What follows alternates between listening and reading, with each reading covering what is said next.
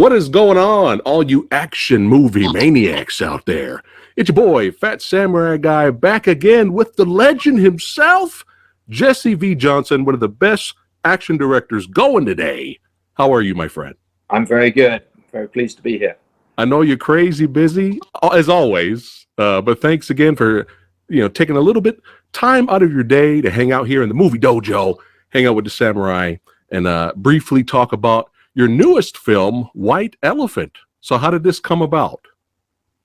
White Elephant was a script I've been trying to make for some time, and it's very, very, very loosely based on a Masaki Kobayashi movie called Samurai Rebellion. And again, very, very loose, but it was something that I really wanted to make, and it was planned as a huge film, and we'd been out to the likes of Kevin Costner and people like that, and the years were ticking off. And I like to make movies. I don't like films in development, and this got picked up by a producer called Corey Large, who I've known for some time. He said, look, I can get this going right now with Bruce Willis. So I said, hell yeah, let's do it. I love Bruce Willis, huge fan of his. As we got closer to shooting, it became evident that Bruce was having medical issues, and it was a little different Bruce that we were encountering to the one that I had worked with previously as a stuntman. But still excited about doing it. We jammed and we did it. It was a quick shoot in Georgia, just at the end of COVID, so there was still sort of restrictions and things like that going on. We're very, very lucky to get Olga Kurilenko in there. I wanted to work with Michael Rooker for some time, and it looked like this one was going to kind of work. We're both with the same agent. They said, look, go over there and meet him if you want. And he was sort of on the fence about doing the film, didn't know whether he wanted to do it or not. And I know that he owns part of a shooting range. He's a real sort of nut with shooting and swords and knives and sort of all those kind of macho things and motorcycles. So I thought, you know what? So I had the prop master put some of the coolest guns from the movie in the back of my car. And I drove over there and I did this meeting with him, and we talked about that part. We acted it out, and he's got a streamlined, Jetstream trailer. And we acted out. There's some fight scenes in there. And, nice. And finally, he's like, I just don't know. I don't know if I can afford to do a small movie again. I'm on a roll with these big pictures. And I said, well, how do you want to see some of the props that he carries in the film? The character. He said, what do you mean? I said, well, I brought him over there in the back of the car, and he looked at them.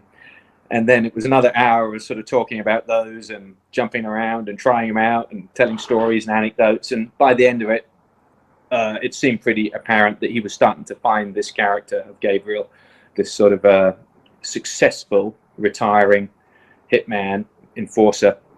Later that evening, I got a call from my agent saying that he'd attached himself and he was happy to do it and was involved. So, and that was from that point on, it generated. Malkovich came in, and Bruce Willis, and as I mentioned, Olga, who flew in, and short. Man, what a cast! So it was really a lot of fun. These pictures shoot very, very quickly, which is a little bit of a shock to everyone involved in doing them. You have to be very, very prepared and planned and get in there and do it. There's not much money, and I think we brought a lot of explosions and guns and violence and special effects to this tiny little town in Georgia, and I think it might not have been the most welcome thing for them all, but by the end of it, I think they liked us. We tried to charm them as well, but it's a good movie, and hopefully they'll see that and sort of there'll be a little bit more understanding of the next film that comes through town. But it was a lot of fun. I really enjoyed it. I had nice. I'm excited to check out this trailer, because you guys know me. I'm a huge fan of yours. I've said that for a long time, many years on the channel. Avengement. That's right. 5 stars on the channel, baby. And not that many movies get 5 stars here, but we had to represent. It's rarefied water I swim in. That's right. And also, I enjoyed, hugely, Hell Hath No Fury, baby.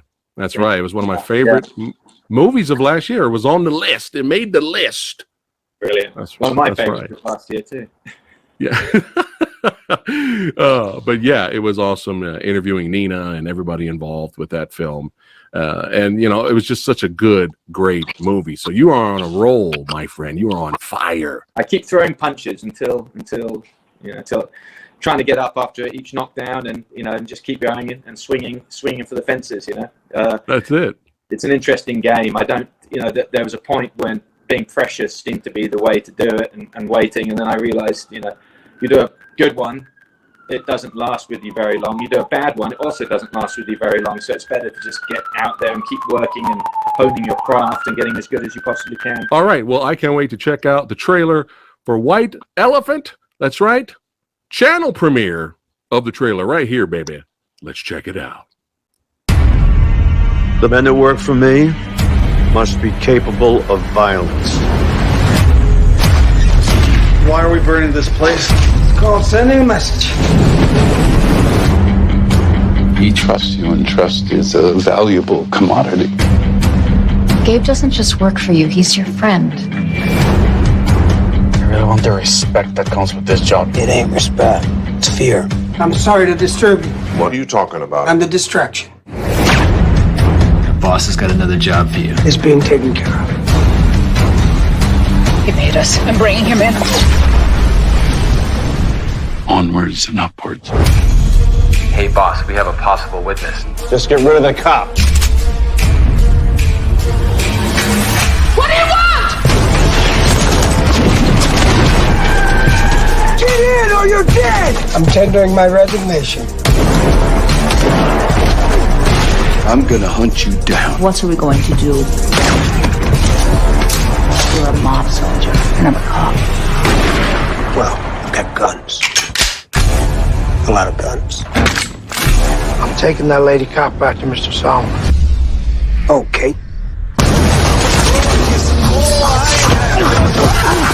Just get rid of them both, whatever the cost. You got it, boss.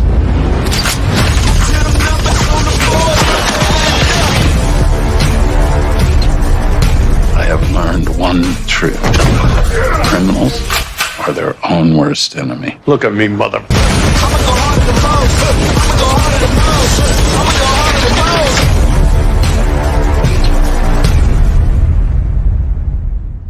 Yeah, buddy. Woo-hoo-hoo. Hey, ho. That's what I'm talking about. Fire, explosions, guns, knife battles, fights. Hey, Samurai Guy sold. I'm sold, my friend. Perfect. Hey, let's watch it again. This is actually in Pasadena. It's a fantastic mausoleum that I've wanted to shoot at a lot of times. So this is Georgia, Nice. which is brilliant, and we shot an awful lot in this one location, which is a fabulous, huge sort of 19-teens restaurant that was on the high street there. Nice. Can you? I know you can't spoil anything, but can you give us a brief plot synopsis? Absolutely. So Michael Rooker plays Gabriel Tancredi, who's this extraordinarily successful enforcer for the mob. The mob in this case being Bruce Willis, who lives in this wonderful mansion and has this legal representation, sort of consigliere, played by John Malkovich. Everything seems to be going very, very well for Michael Rooker, and he's actually thinking about retiring. He's older. He's passing the reins over to a younger firebrand played by Vadir Derbez, who's in there. And they do a hit. It goes kind of messy, and a cop is left alive, the cop in this case being Olga Kurylenko, and it's his job to sort of take her out. And they track her down. He tracks her down.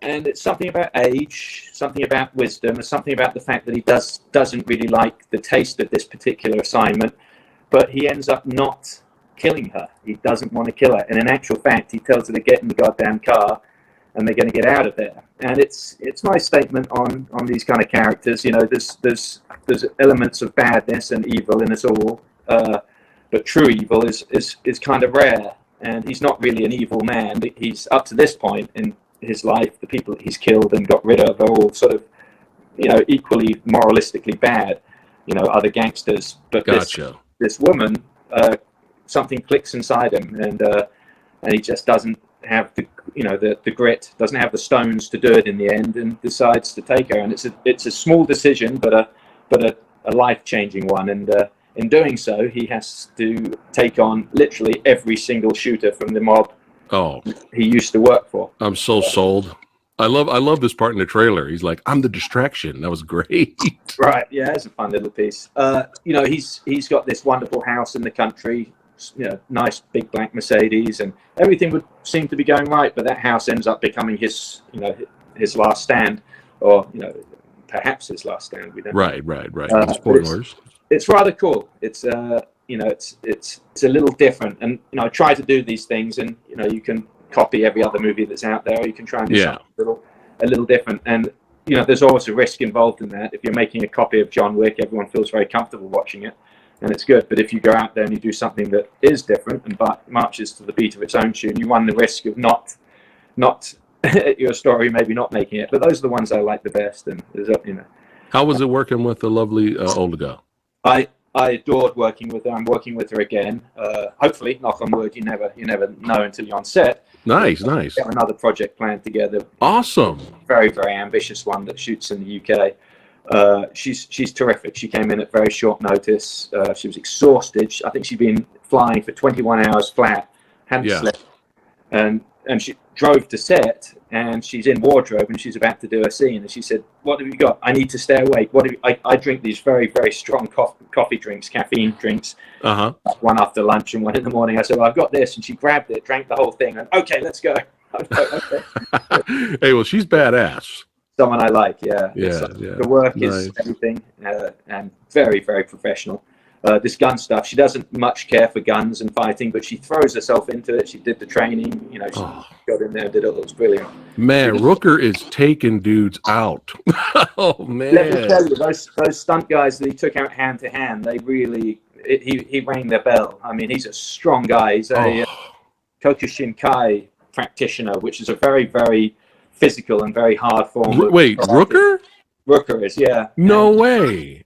when we were prepping this one, we were looking for a place to rehearse. And he said, I've got a gym that I sometimes go to downtown LA. And we drove out to this gym, and it is empty. You know, the master is there. He's sitting in the back, a Japanese guy. Yeah. And Rooker's chattering away with my stunt coordinator. I said, "So how do you know Michael?" And he said, "Oh, he sometimes teaches here." I said, "He teaches?" So, oh yeah, no, he's a Shihan. He's a master. Wow, I did not know that. They don't give that qualification away in Kyokushinkai. You've got to fight for it. You've got there you to. Go. You have I like to, that. You know, he's a genuine badass. You know, and the irony is he's been in movies with Stallone and Schwarzenegger and Van Damme, and he could pick them all up and break him in half. You know, if he wanted to. Oh my goodness, it's an interesting. That is awesome to know. Fan, we would love to do another one of these. We want to do another one. Michael and I have been talking, so we'll see. It'll be more violent though, more action. Oh, now we're talking. I'm even more excited for the next project. But yeah, I'm loving these guns, man. I love this scene right here. He just straight shoots. That's Luke Lafontaine, who's my stunt coordinator. And poor old Luke, I always put him in. You know, he gets the most ignominious deaths imaginable. If you see little pads on his chest there that look like abdominal muscles, as much as Luke wishes he has abdominal muscles, those are actually blood packs, each one of them with an explosive inside it. Oh wow! When he gets hit, I think it's 6 or 8 of those all went off at once. Ooh, and these things smack you. They'll leave a little like plate-sized bruise. So he had 6 go off at once, and when you watch the actual movie, you'll see him actually. You know, he gets thrown back about 1.5 feet. I think it knocked the wind out of him. It was boom, man. It was quite a special effect, that one. But you don't really want to put it on an actor who's come in for the day, so I don't mind putting on Lucas. He's the stunt coordinator, and he's always begging for dialogue. So was this one of the guns where you showed Rooker and he's like, "I'm in"? The MG42. No, that one we picked up out there, but the other gun, he had the FN FAL that he uses prior to this one, and the pistol collection, all that kind of stuff. I had the prop man put those together, and they're very interesting. You don't see them in movies much, and gun aficionados and people who are interested in those kind of details, and there are many, get a real kick out of seeing things used that aren't normally used. Yeah, for sure. We got Bruce Willis bringing out his inner Scarface right here, man. Yeah. I love it. That was a pretty hair-raising scene. Let's go. Let's go. A lot of fun stuff on this one. A lot of firepower. things that you don't normally see in a picture of this budget, because obviously with a film like this, 90% of the budget goes on the cast, and you're left with the scrapings to make the movie.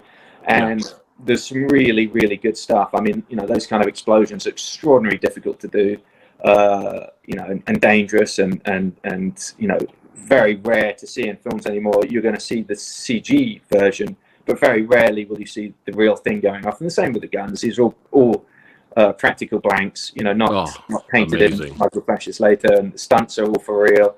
And this is sort of fun to watch. Now, I'm not kidding myself into thinking that's a reason to see a movie, or that is makes the movie a better story, or the acting any better, but it certainly helps sort of motivate me to get up and see something if I know that all that care and attention went into making it as much of a visceral experience as possible. And I think that's perhaps what sets these kind of pictures apart.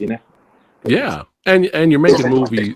You're making movies for guys like us. So, guys like me. We just want to be entertained. We want to grab popcorn, get pizza, get the beer, whatever, and then watch an awesome, interesting story with fun characters, but with badass action that delivers.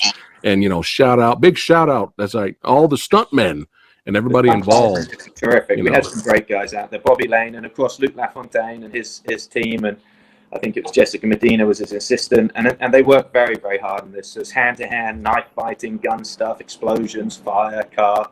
So it was a good one for them, and I couldn't have done it without them. They're phenomenal and really, really pick up the slack.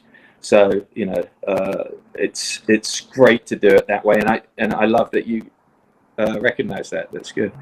Thanks for what you were saying. I only make films for myself. I've tried making them for other people. I've tried to make them for a particular age set. I've tried to make them for people who are fans of horror or whatever. You can't really do that. It's difficult enough to make a movie that has any kind of personality to it. The only way really to do it is to make the film that you would pay $25 to go and see in the theater. Right. Take your significant. No, that makes sense. All that means, Jesse, is that me and you have similar interests. Oh my God, there you go. It's an internal barometer. It has to always be ticking, and amazingly enough, it'd be quite difficult to follow that. When you're in the heat of the sort of making decision process on set. It's like, fuck it, just what would I really want to see happen here, and what's the most fun that can. And often you're faced with that sort of thought process there and then on set, which is quite interesting. But for me, it's always that. Just stick to your guns. What is it?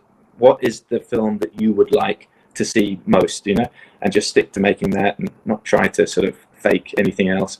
I like that. The big thing for me is never to cop out, never to say, oh, they'll like it anyway, let's just do it, or wing it. There has to be a thought process behind everything. And I think you can tell with films when someone in the creative side, when someone actually cares for the process, and it has that handmade sort of feeling to it, that goes into it, as opposed to something that's sort of put together as a money grab, which you see, all too often now, unfortunately. Yeah, pretty much. Well, I am excited for White Elephant. That's right. All the action movie junkies that are watching right now. I know y'all salivating. Around very, very quickly. Salivating. And so, what we got here going on? This is a very, very quick clip from One Ranger, and that is all you get. Oh, that was Jesse, who is a ex-MMA fighter and actor. He was in Scott's last movie, One Shot, and he's shooting a belt-fed machine gun at Thomas Jane, playing Tyree, the Texas Ranger. So we're doing the edit on that at the moment. But I thought nice I can't wait. Can't wait. That's right. We just got a quick exclusive right here on the channel. Thank you, Jesse. That off record, you can have that as well. Definitely put that up. Okay. Oh my goodness. Well, this was a blast. It's always an honor to have you here on the channel, my friend. You know me, I could talk to you about movies all day, but I know you're an extremely busy man. So get back out there and keep making those movies that we love to watch. We really appreciate what you do, my friend. Thank you, Preston. Thank you for your interest, and I hope people dig the movie. I really do. We're going to dig it. Oh, yeah. That one.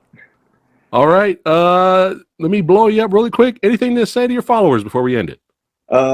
Just look out for it when it comes out, June 3rd. Take a peek. Hope you dig it. There was a lot of fighting, bleeding, swearing, arguing, that went into its production, and I think it's all there on the screen. Love it or hate it, it's the culmination of a lot of work. Copy that. Copy that. Thanks again, Jesse. Thank you guys for watching, and we'll see you on the next one. Take care. Take care. Thank you very much, Preston.